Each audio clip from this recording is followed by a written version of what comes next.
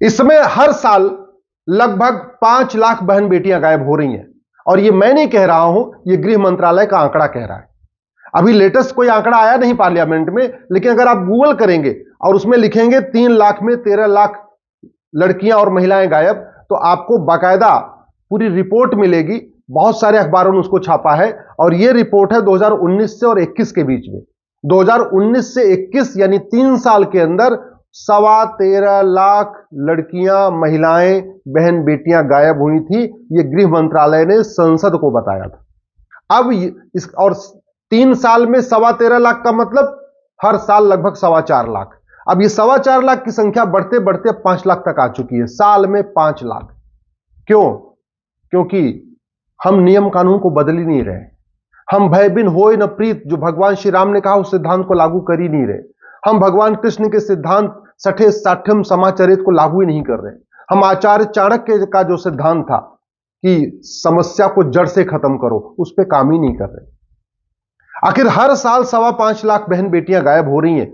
कभी आपने ये सुना कि ये चीन में होता है? अरब, दुबई की बहन बेटियां क्यों नहीं गायब हो रही हैं? जापान, सिंगापुर की बहन बेटियां क्यों नहीं इतनी गायब हो रही हैं? अमेरिका, चीन, रूस और भी देश हैं, वहां इतनी ज्यादा बड़ी मात्रा में बहन बेटियां क्यों नहीं गायब हो रही हैं? और भारत में हर साल 5 लाख बहन बेटियां क्यों गायब हो रही हैं? मैं अब इसमें कम्युनल एंगल नहीं देना चाहता। मैं कह रहा हूं बहन बेटियां, चलो 80% उसमें हिंदू हैं या 85% हिंदू हैं या 90% हिंदू हैं, जो भी है, लेकिन 5 लाख तो गायब हो रही है ना। कुछ दिन पहले ही एक आंकड़ा आया था कि असम, बंगाल, पूर्वोत्तर के राज्यों से जो आदिवासी महिलाएं थी, उनके बच्चे गायब हो जा रहे थे और सारे के सारे बच्चे मिले थे केरल में। और उनका पता चला, जो लड़के थे उनका खतना कर दिया था, लड़कियों को भी कन्वर्ट कर दिया था, सबका नाम भी बदल दिया था। तो भारत में कन्वर्जन के लिए किडनैपिंग होती है, यह मामला ऑलरेडी सिद्ध हो चुका है और केरल हाईकोर्ट ने सीबीआई जांच का ऑर्डर भी दिया था। और आज भी ये चल रहा है। क्यों चल रहा है? क्योंकि हम समस्या की चर्चा करते हैं, मूल कारण अस्थायी समाधान की नहीं। जैसे इस समय कश्मीर में नरसंहार हो गया 28 लोगों का, तो हम कश्मीर के नरसंहार की चर्चा कर रहे हैं। इसका मूल कारण क्या है, अस्थायी समाधान क्या है, उस पर चर्चा नहीं कर रहे हैं। कश्मीर में नरसंहार हुआ था, हमने काफी दिन तक टीवी में देखा, अखबारों में पढ़ा, मूल कारण क्या है, अस्थायी समाधान क्या है, इस पर कभी चर्चा नहीं की। मणिपुर में दंगा हुआ, मणिपुर में आगजनी हुई, मणिपुर में नरसंहार हुआ, हमने उसकी खूब चर्चा किया। मूल कारण क्या है, अस्थायी समाधान क्या है, चर्चा, इस पर चर्चा नहीं की। न संसद में मूल कारण अस्थायी समाधान पर चर्चा हो रही है, न इलेक्ट्रॉनिक मीडिया में मूल कारण अस्थायी समाधान पर चर्चा हो रही है, न अखबार मूल कारण अस्थायी समाधान को लिख रहे हैं, न सुप्रीम कोर्ट और हाई कोर्ट में मूल कारण अस्थायी समाधान पर चर्चा हो रही है। सुप्रीम कोर्ट, हाई कोर्ट में मैटर आए जा रहे हैं, उनका समाधान, उनको जमानत दे रहे हैं या जमानत नहीं दे रहे हैं, मूल कारण अस्थायी समाधान पर चर्चा नहीं कर रहे। Election reform, police reform, judicial reform, administrative reform, tax reform, न इस पे संसद में चर्चा हो रही, न विधानसभा में चर्चा हो रही, न हाई कोर्ट में चर्चा हो रही, न सुप्रीम कोर्ट में चर्चा हो रही, न इलेक्ट्रॉनिक मीडिया में चर्चा हो रही, न प्रिंट मीडिया में चर्चा हो रही। भारत में इतनी चीजें, मजहब, मतलब नफरत बढ़ती जा रही है। हम हेट स्पीच को डिफाइन नहीं कर रहे। 2017 में लॉ कमीशन ने जो रिपोर्ट बनाई थी, रिपोर्ट नंबर 267, उसमें उन्होंने हेट स्पीच को डिफाइन किया था। दुर्भाग्यवश आज तक हमने भारतीय न्याय संहिता में हेट स्पीच पे एक चैप्टर नहीं डाला। मैं गारंटी के साथ कहता हूं, इस भारतीय न्याय संहिता के बदले अमेरिका का फेडरल पिनल कोड लागू कर दिया जाए। ये मेरे एक हाथ में भारतीय न्याय संहिता है, दूसरे हाथ में अमेरिका का फेडरल पिनल कोड है। मैं गारंटी के साथ कहता हूं 50% अपराध कम हो जाएगा। ये जो हर साल 5 लाख बहन बेटियां गायब हो रही हैं, इस कानून के बदले ये नया फेडरल पिनल कोड लागू करते ही ये 5 लाख बहन बेटियों में से 50% कम हो जाएंगी, यानी 2.5 लाख बहन बेटियां गायब हो गई, ये केवल एक किताब बदलने से। और सबके हाथ में अमेरिका का आईफोन है, सबके हाथ में अमेरिका का आईपैड है, अमेरिका की घड़ी है, एप्पल की वॉच है, लेकिन अमेरिका का कानून लेने में हम बहुत हिचकते हैं। अमेरिका का सब कुछ चाहिए, अमेरिका घूमने जाएंगे, अमेरिका टहलने जाएंगे, अमेरिका की बात करेंगे, लेकिन अमेरिका का कानून लागू नहीं करेंगे। भारत को अगर सुरक्षित करना है तो सबसे पहले जुडिशियल रिफॉर्म करिए। सब भारत को सुरक्षित करना तो सबसे पहले पुलिस रिफॉर्म करिए। 1861 का पुलिस एक्ट आज तक चल रहा है, आज तक 1861 का ये पुलिस एक्ट चल रहा है। दुनिया कहां से कहां पहुंच गई, हमने आज तक पुलिस रिफॉर्म किया नहीं, पुलिस को स्वतंत्र और निष्पक्ष बनाया नहीं। पुलिस को आज तक हमारा थाना आज भी भ्रष्टाचार का अड्डा बना हुआ है। आज भी जो है पुलिस में पुलिस सत्ता की गुलाम बनी। हमने पुलिस को स्वतंत्र निष्पक्ष कर बनाया नहीं कि हाँ पुलिस अपराधियों के ऊपर टूट पड़े, ऐसा हमने किया ही नहीं। एक पुलिस चार्टर लागू नहीं किया। पुलिस का इन्वेस्टिगेशन टाइम बाउंड होना चाहिए, हर हालत में 3 महीने के अंदर इन्वेस्टिगेशन होना चाहिए, ऐसा हमने सिस्टम बनाया नहीं। अगर पुलिस गलत जांच करे तो उसको कठोर दंड मिलना चाहिए, ऐसा हमने सिस्टम बनाया नहीं। तो झूठी शिकायतें भी हो रही हैं, झूठी एफआईआर भी हो रही है, झूठी जांच भी हो रही है, कोई फर्क ही नहीं पड़ता। और बाकी तो छोड़ो, झूठे हलफनामा भी हो जाते हैं, झूठी गवाही हो जाती है। क्यों? क्योंकि हमने झूठ को गंभीर अपराध नहीं घोषित किया। इतना सब कुछ हो गया, लेकिन हमने जुडिशियल चार्टर लागू नहीं किया कि सारे के सारे जजेज 1 साल के अंदर फैसला करें, 1 साल के अंदर डिस्ट्रिक्ट कोर्ट का फैसला, 1 साल के अंदर हाई कोर्ट का फैसला, 1 साल के अंदर सुप्रीम कोर्ट का फैसला। हमने किया ही नहीं, कानून बदला ही नहीं। आज तक हमने झूठ को गंभीर अपराध घोषित नहीं किया। झूठ पकड़ने के लिए नार्को पॉलीग्राफ ब्रेन मैपिंग कानून नहीं बनाया। 1872 का कानून जो एविडेंस एक्ट था उसको बदला गया।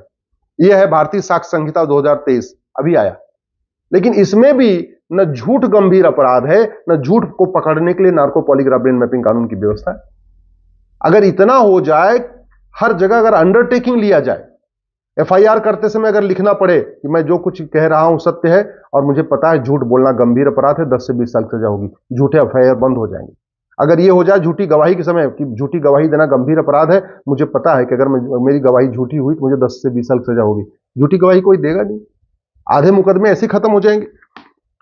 हम न पुलिस रिफॉर्म पे चर्चा कर रहे हैं, ना हम इस नेशनल सिक्योरिटी एक्ट को बदल के इसमें राष्ट्र की सुरक्षा के लिए क्या क्या खतरे हैं इसको हम इसमें लिख नहीं रहे। अनलॉफुल एक्टिविटी एक्ट बना हुआ है, लेकिन हमने आज तक इसमें लिखा ही नहीं कि अनलॉफुल एक्टिविटी क्या क्या है, डिक्लेयर ही नहीं किया।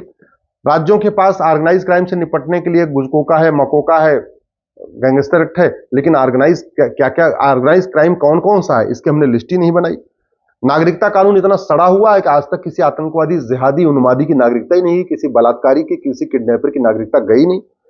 रिप्रेजेंटेशन ऑफ पीपल एक्ट इतना सड़ा हुआ है कि एक पंजाब का अलगाववादी और एक कश्मीर का अलगाववादी सांसद बन गया। 1950-51 का कानून है, अंग्रेजों का कॉपी पेस्ट किया हुआ है। इलेक्शन रिफॉर्म हमने किया नहीं, इलेक्शन रिफॉर्म किया नहीं, पुलिस रिफॉर्म किया नहीं, जुडिशियल रिफॉर्म किया नहीं। आज भी मजहबी नफरत बढ़ती जा रही है, फिर भी हम माइनॉरिटी मेजॉरिटी के लेकर ढो रहे। क्यों नहीं अल्पसंख्यक बहुसंख्यक खत्म करते? अगर अल्पसंख्यक बहुसंख्यक खत्म नहीं करना तो कम से कम अल्पसंख्यक को डिफाइन तो कर सकते हैं कि भैया 1 लाख वाला अल्पसंख्यक कहलाएगा भारत में, या 5 लाख वाला अल्पसंख्यक कहलाएगा, या 10 लाख वाला अल्पसंख्यक कहलाएगा, 50 लाख वाला अल्पसंख्यक कहलाएगा। करोड़ों की संख्या अल्पसंख्यक तो नहीं हो सकती ना। अल्पसंख्यक का मतलब अल्प, बहुत थोड़ा, कहते नहीं जिसका कोई वजूद ही ना हो, जिसका कोई सामाजिक वजूद ना हो, जिसका कोई आर्थिक वजूद ना हो, जिसका कोई राजनीतिक वजूद ना हो, उसको कहते हैं माइनॉरिटी, उसको कहते हैं अल्पसंख्यक। करोड़ों की जनसंख्या अल्पसंख्यक नहीं कहलाती है। लेकिन हम माइनॉरिटी कमीशन बना के बैठे हैं, माइनॉरिटी अफेयर मिनिस्ट्री बना के बैठे हुए, और सब कुछ चल रहा है। मजहब के आधार पर देश का विभाजन हो चुका है। संविधान कहता है मजहब के आधार पर न बोर्ड होगा, न मजहब के आधार पर ट्रिब्यूनल होगा, न मजहब के आधार पर आयोग होगा, न मजहब के आधार पर मंत्रालय होगा, न मजहब के आधार पर लोन होगा, न मजहब के आधार पर वजीफा होगा, न मजहब के आधार पर स्कूल होगा, न मजहब के आधार पर कॉलेज होगा। लेकिन संविधान जो नहीं कहता वो सारे काम हो रहे हैं, और संविधान की शपथ लेके हो रहा है। इससे बड़ा फ्रॉड और क्या हो सकता है? इससे बड़ा धोखा और क्या हो सकता है? राइट टू एजुकेशन एक्ट को हम बदल ही नहीं रहे। क्यों नहीं राइट टू एजुकेशन एक्ट को इसमें इक्वल शब्द जोड़ के राइट टू इक्वल एजुकेशन कर देते हैं, समान शिक्षा लागू कर देते हैं, भाई 10वीं तक सब लोग एक समान शिक्षा लें। सवाल यह है, हमारे पड़ोस में पाकिस्तान है और चीन के पड़ोस में भी पाकिस्तान है। हमारे यहां आतंकवाद क्यों है, चीन में आतंकवाद क्यों नहीं है? हमारे यहां इतनी ज्यादा किडनैपिंग है, चीन में इतनी किडनैपिंग क्यों नहीं है? हमारे यहां इतना घूसखोरी, कमीशनखोरी, जमाखोरी, मिलावटखोरी, कालाबाजारी है, सिंगापुर में क्यों नहीं है? हमारे यहां इतना घुसपैठ है, हमारे यहां इतना धर्मांतरण है, हमारे यहां इतना ड्रग स्मगलिंग है, हमारे यहां इतना ह्यूमन ट्रैफिकिंग है, पूरी दुनिया में तो नहीं है ना। कौन सी समस्या भारत की ऐसी समस्या है जो लाइलाज है? भारत की कौन सी समस्या वर्ल्ड वाइड है? भारत की कौन सी समस्या ऐसी है जो 5 साल में जिसका इलाज नहीं हो सकता है?